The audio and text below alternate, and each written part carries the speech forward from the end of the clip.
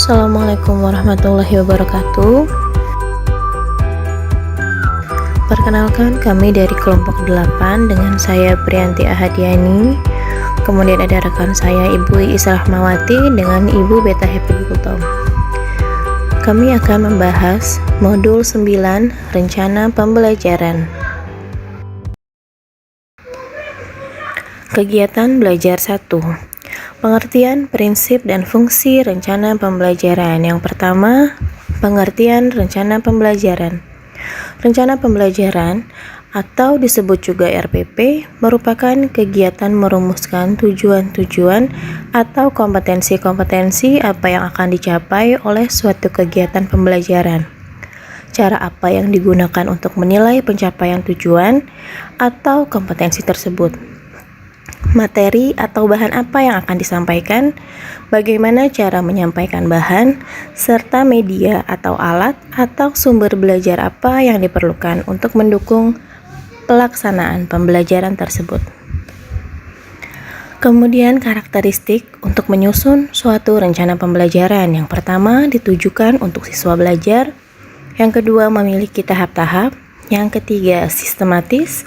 Yang keempat, pendekatan sistem. Dan yang kelima, didasarkan pada proses belajar manusia.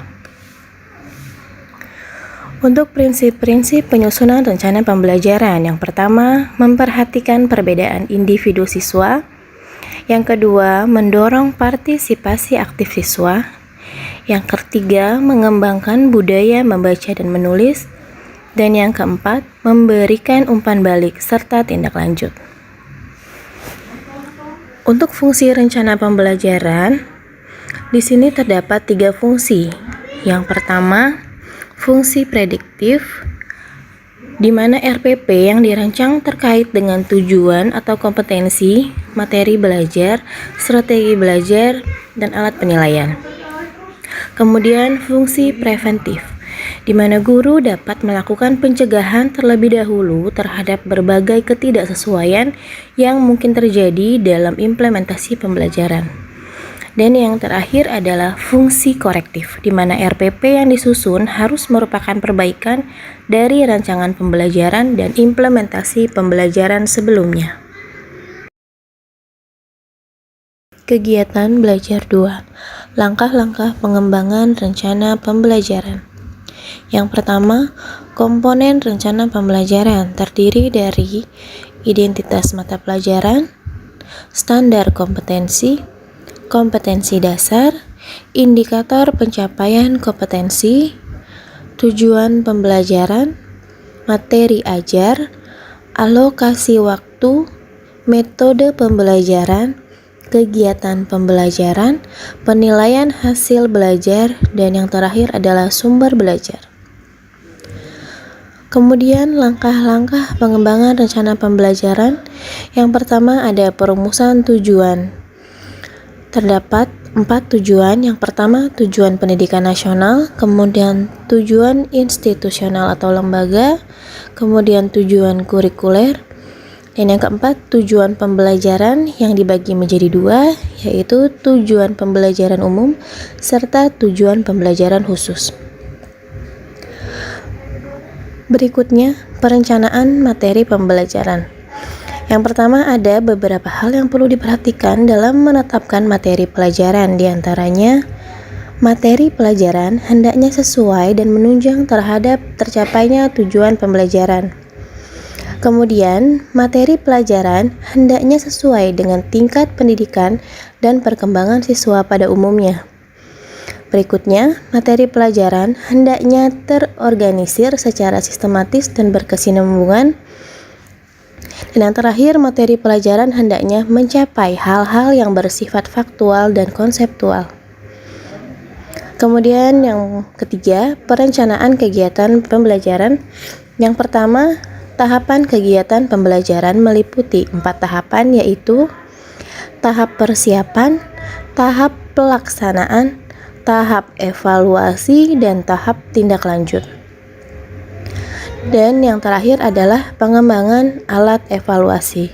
Secara umum, evaluasi pembelajaran dapat dibagi menjadi 2, yaitu evaluasi formatif dan evaluasi sumatif. Dan ini adalah bentuk atau format dari rencana pembelajaran. Untuk komponen-komponennya sudah dijelaskan pada poin A ya. Kegiatan belajar 3, keputusan situasional. Model pengembangan rencana pembelajaran.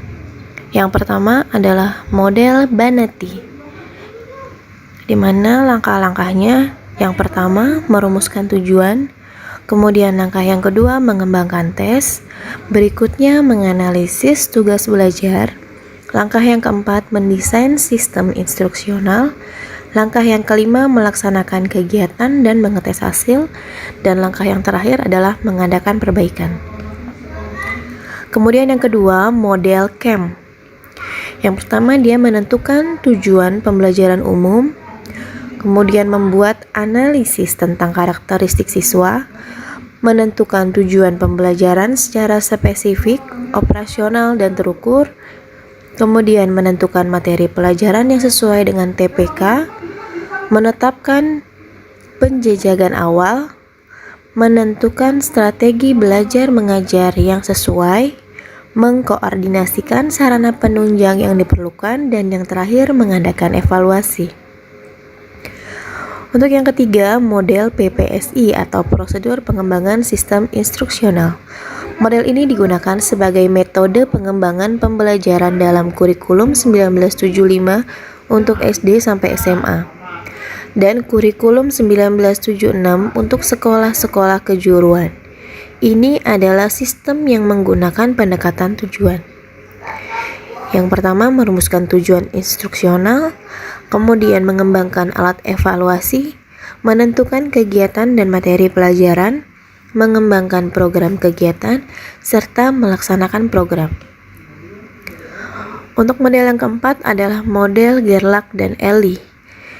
Yang pertama, spesifikasi isi pokok bahasan, kemudian spesifikasi tujuan pembelajaran, pengumpulan dan penyaringan data tentang siswa, penentuan pendekatan, metode dan teknik mengajar, kemudian pengelompokan siswa, penyediaan waktu, pengaturan ruangan, pemilihan media, evaluasi, serta analisis umpan balik. Dan berikutnya, unsur yang perlu dipertimbangkan dalam menyusun rencana pembelajaran. Yang pertama adalah sikap guru dan administrator. Dan poin yang kedua, aspek-aspek yang sering dianggap bermasalah. Sekian presentasi dari kelompok 8 terkait modul 9 rencana pembelajaran. Kami ucapkan terima kasih.